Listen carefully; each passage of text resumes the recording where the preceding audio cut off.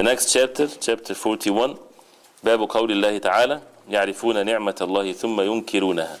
قال مجاهد ما معناه؟ هو قول الرجل هذا مالي ورثته عن آبائي. قال عون بن عبد الله يقولون لولا فلان لم يكن كذا. وقال ابن قتيبة يقولون هذا بشفاعة آلهتنا. Chapter recognizing the grace of Allah yet denying it is disbelief.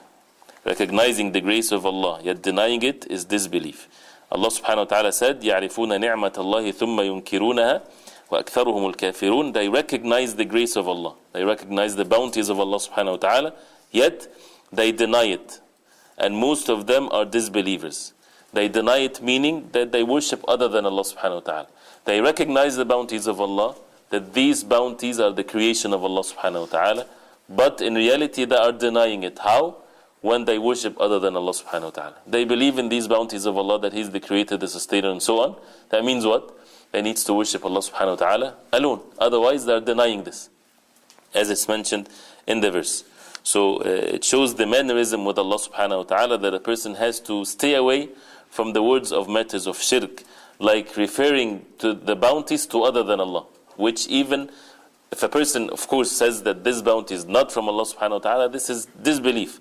But if a person believes that, but even in his words he might fall into some bad manners with Allah subhanahu wa ta'ala by referring the bounties to other than Allah subhanahu wa ta'ala, that negates the perfection of the Tawheed.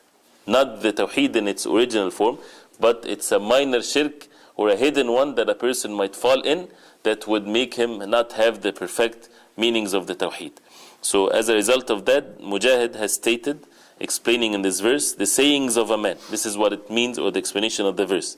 The sayings of a man as the wealth is mine, that this is my money, right? I have inherited it from my elders. It's true that it's his money, but his money in regards to other people, right? His money versus your money. It's his money. Nobody would say, well, it's everybody's money. No, it's his money, right? But when it comes to the real ownership, everything is owned by Allah subhanahu wa ta'ala. So although he might say it in the proper context, in front of a judge, for example, would say this is money, there's nothing wrong with that. But the person has to be careful and not to forget about the bounties of Allah subhanahu wa ta'ala. For the believers, they say, this is the money where Allah subhanahu wa ta'ala bestowed unto me. This is how the mannerism with Allah subhanahu wa ta'ala. Even to that extent, saying such a statement can make a deficiency in the heart when it comes to the Tawheed. I passed my exam, right? I made a fortune. I did this, I did that. Of course you did, mashallah, but who's the one that guided you to do that, gave you the power to do that, and made it as part of your destiny? Is Allah subhanahu wa ta'ala. So instead of saying it like that, say Allah subhanahu wa ta'ala guided me that I did that, helped me that I passed my exam. I had the ability by the will of Allah, by the help of Allah subhanahu wa ta'ala, and so on. Right? So this is basically upbringing for us, that we change the way to speak, that even that by itself is a da'wah. If you're speaking to a non-Muslim, right? You're speaking to a non-Muslim, you say, I'm not sure how to give him da'wah and how to talk to them directly about Islam. Don't be shy when it comes to such statements. It's by the grace of Allah, the creator of the heavens and the earth, that He guided me to do this. And then they would look at you weird, what are you talking about, right? And this starts the conversation of getting to know who Allah subhanahu wa ta'ala. You do not own anything, you're owned by Allah subhanahu wa ta'ala. So as a result of that, worship Him alone. Also he mentioned here the sayings of Awn ibn Abdullah. They say, if so and so would not have been, such and such would not have occurred. Right? If it wasn't for the smart pilot, the plane would have been in bad shape. Right? No, you should not say that. If it wasn't by the bounty of Allah subhanahu wa ta'ala, we would have been in a different situation. And being thankful to others, there's nothing wrong, but they're nothing but means.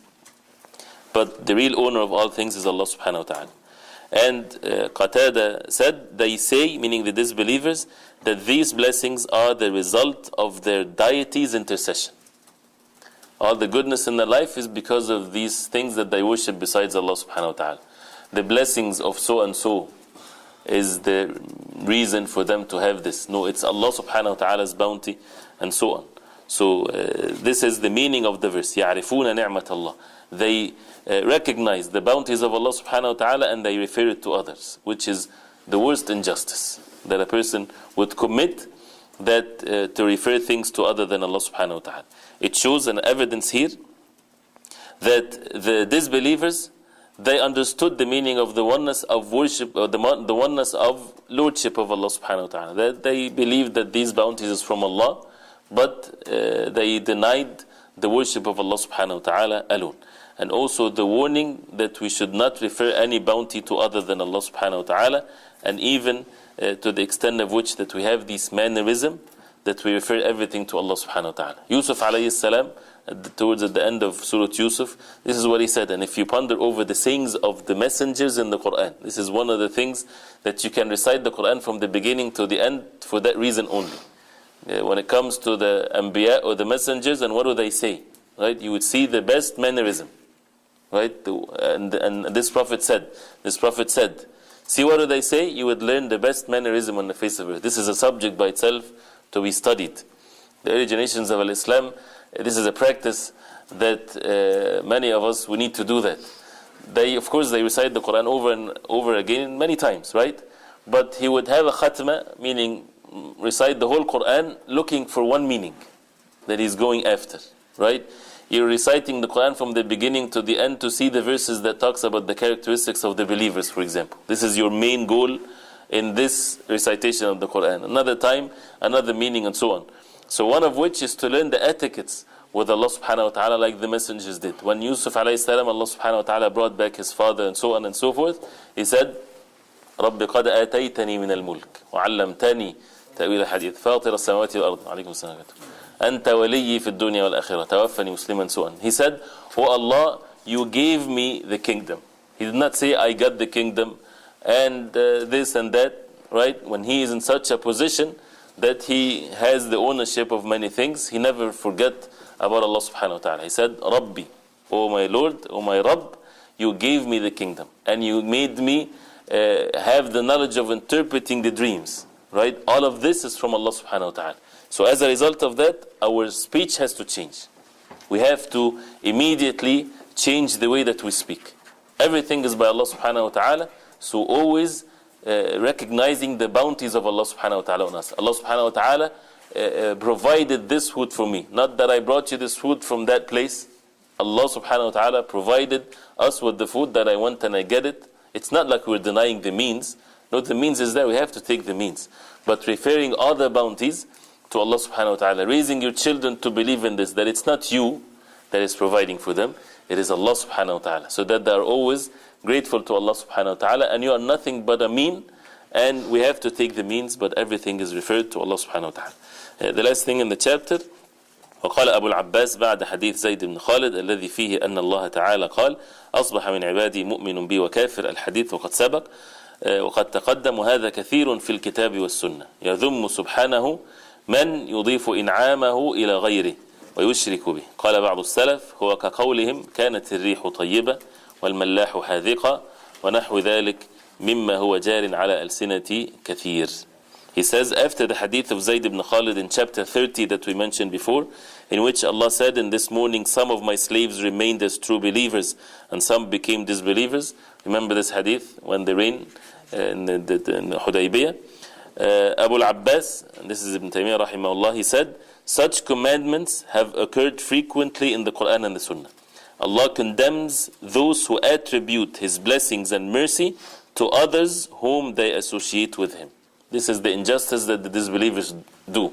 They refer these bounties attributed to the idols, to the pious people, to the righteous dead, and so on, and they do not recognize that this is the bounties of Allah subhanahu wa ta'ala alone. He said, some other scholars of earlier days cite its example, as if somebody would say, wind was blowing favorably, and that's why the ship reached its destination.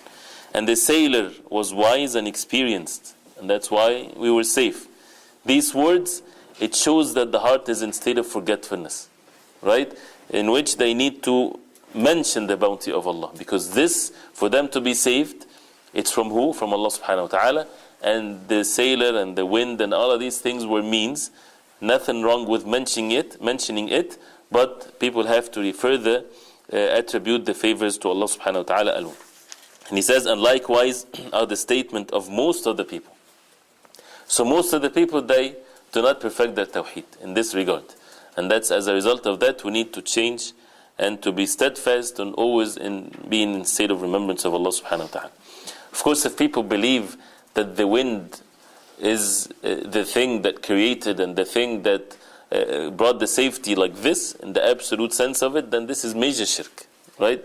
But most of the people, especially among the Muslims, they would say that, but forgetting about the bounty of Allah subhanahu wa ta'ala, and then that becomes something that is bad mannerism, hidden shirk, something that would negate or the perfection of the tawheed.